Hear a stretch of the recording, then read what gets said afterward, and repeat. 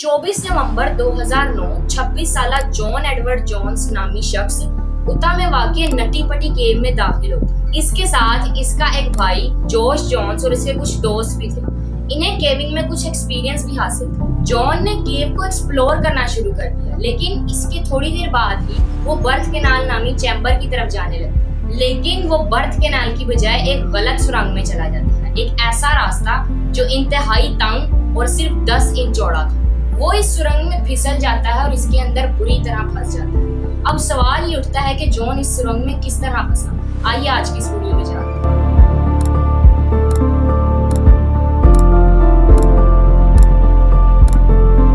बिस्मिल्लाहिर्रहमानिर्रहीम। अस्सलाम वालेकुम दोस्तों, मेरा नाम है वैस रियाज और आप मेरा यूट्यूब चैनल देख रहे हैं यूनिवर्सल टॉक। नटी पटी केव एक छोटी और समेटने वाली गार जो सॉल्ट लेक सिटी उता से तकरीबन 55 मील साउथ में उता लेक के करीब वाक़ है। ये अपनी तंग रास्तों, घूमने वाली सुरंगों और अपनी वर्टिकल शाफ्ट की वजह से जानी जाती है। इस गार को 1960 में डेल ग्रीन ने डिस्कवर किया था। ये गार तकरीबन 1400 फीट लंबी है। इसके अंदर जाने का सिर्फ एक ही रास्ता है और वो भी सिर्फ 30 इंच चौड़ा। जॉन एडवर्ड जोन्स एक 26 साला मेडिकल स्टूडेंट था। जॉन 24 नवंबर 2009 को अपने भाई जोश और चंद दोस्तों के साथ तकरीबन रात के 8 बजे नटी पटी केव में दाखिल होता है। दोनों भाइयों को पहले भी केविंग का कुछ एक्सपीरियंस था, मगर नटी पटी केव में वो लोग पहली बार जा रहे। अगले 1 घंटे तक इन्होंने केव को एक्सप्लोर किया।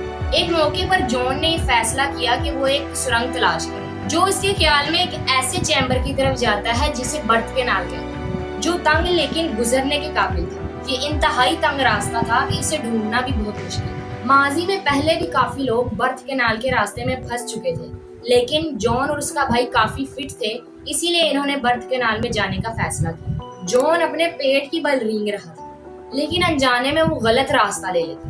जब वो इस जगह दाखिल हुआ तो आगे डेड एंड था। ये एक वर्टिकल सुरंग थी जो तकरीबन 10 इंच चौड़ी और 18 इंच ऊंची थी। इसका सर नीचे और पांव ऊपर थे और इसके बाजू भी बॉडी में बुरी तरह दब गए थे। जॉन ने कई बार यहाँ से निकलने की कोशिश की, लेकिन नाकाम रहा। इसके बाद जॉन ने अपने भाई को आवाज देना शुरू कर। जैसे ही जॉन का भाई जोश यहाँ पहुंचा तो उसे सिर्फ जॉन की टांगे ही नजर आ रही। पहले तो जोश ने अपने भाई की इस हालत का मजाक उड़ाया, लेकिन जब इसे एहसास हुआ कि जोश असल में बहुत बुरी तरह फंसा हुआ है, तो ये केव से बाहर आया और रेस्क्यूज को मदद के लिए कॉल किया। इसके बाद वो दोबारा केव में अपने भाई के पास चला गया। तकरीबन 3 घंटे के बाद पहली रेस्क्यू टीम वहां पहुंची। ये सूजी मोटोला थी, जिन्होंने तकरीबन 2 घंटे तक जॉन को बाहर निकालने की कोशिश की, लेकिन जॉन उनकी उम्मीद से भी ज्यादा बुरी तरह फंसा। जगह इतनी तंग थी कि सूजी ने जॉन की जीन्स भी काटी ताकि 1 आधा सेंटीमीटर जगह बन सके, लेकिन इसका भी कोई फायदा नहीं। आखिरकार सूजी भी एग्जॉस्ट होकर वापस बाहर आ गई। बाहर जॉन की बीवी, इसकी बेटी और रेस्क्यू टीम के 30 और लोग वहां पहुंच गए थे। वो सभी लोग जॉन को बाहर निकालने के तरीके ढूंढ रहे थे, जिनमें से एक तरीका जॉन की टांगे काटने का भी था। लेकिन आखिरकार इन्होंने रस्सियों और पुली सिस्टम के इस्तेमाल पर इत्तेफाक किया, जिसे जॉन की टांगों पर बांधकर बाहर खींचा जाए। पर मसला ये था कि मुख्तलिफ पुलिस को गार के पत्थरों में ऐसे ड्रिल करके लगाया जाए ताकि रस्सियां पत्थरों में ना फंसे और सारा वजन पुलिस पर आए। पुली को गार के पत्थरों में ड्रिल करके फिक्स किया जाने लगा। 700 फीट की गहराई में जहां ये काम करना काफी मुश्किल था, वहीं ये काफी टाइम कंज्यूमिंग भी था। ऊपर से तंग रास्तों की वजह से एक वक्त में सिर्फ एक ही रेस्क्यू वर्कर अंदर जा सकता। इस संगीन वक्त में रेस्क्यू टीम में मौजूद एक डॉक्टर ने इस मामले को और संगीन बना। जब इन्होंने बताया कि जॉन क्योंकि उल्टा फंसा हुआ है, तो उसके पास सिर्फ और सिर्फ 10 घंटे मौजूद, यानी 10 घंटे के बाद इसके ऑर्गन एक एक करके फेल होना शुरू हो जाए। इंसानी जिस्म सीधा रहने के लिए बना, जिसमें दिल की लोकेशन ऊपर वाले हिस्से में होती है, जिसमें हार्ट पंप करके बॉडी को खून सप्लाई करता है और तकरीबन 80% खून बॉडी के निचले हिस्से को सप्लाई होता है। लेकिन क्योंकि जॉन उल्टा है, इसीलिए इसके दिल को 80% खून अब ऊपर वाले हिस्से को सप्लाई करता है, जिसकी वजह से इसके हार्ट को ओवर वर्क करना। डॉक्टर का कहना था कि इससे जॉन को किसी भी वक्त हार्ट अटैक आ सकता है। ये जानने के बाद रेस्क्यू वर्कर्स ने जॉन को कम से कम सीधा करने के लिए कोशिश और तेज कर दी।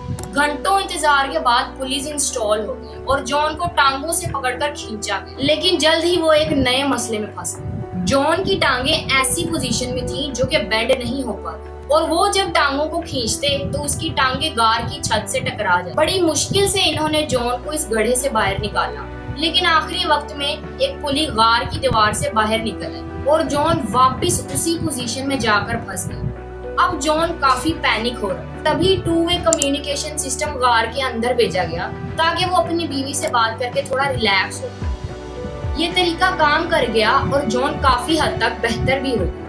आखिरकार 19 घंटों के बाद जॉन को दोबारा बाहर खींचने की तमाम तैयारियां मुकम्मल हो चुकी। ये काम बहुत संभल कर करना, क्योंकि हर खिंचाव पर जॉन की टांगों पर बहुत प्रेशर पड़ा। बड़ी मुश्किल से इसे इस बार काफी हद तक बाहर निकाल लिया गया, इतना बाहर के अब उसका फेस रेस्क्यू वर्कर देख सकते थे। इस रेस्क्यू वर्कर ने बाद में बताया कि जॉन की आंखें लाल थी और उसके चेहरे पर खुशी के लम्हात। पिछले 19 घंटों में जॉन पहली बार इस घड़े से बाहर देख पा रहा। अब सिर्फ आखिरी पुल की जरूरत थी, लेकिन अचानक से एक झटके से पुली दोबारा फेल हो जाती और जॉन दोबारा उसी घड़े में जाकर फंस जाता जहां वो पिछले 20 घंटों से फंसा हुआ था। जॉन को बचाने के आखिरी अटेम्प्ट में इसके गिर्द पत्थरों को ड्रिल करके तोड़ने की कोशिश की गई, लेकिन अब बहुत देर हो चुकी।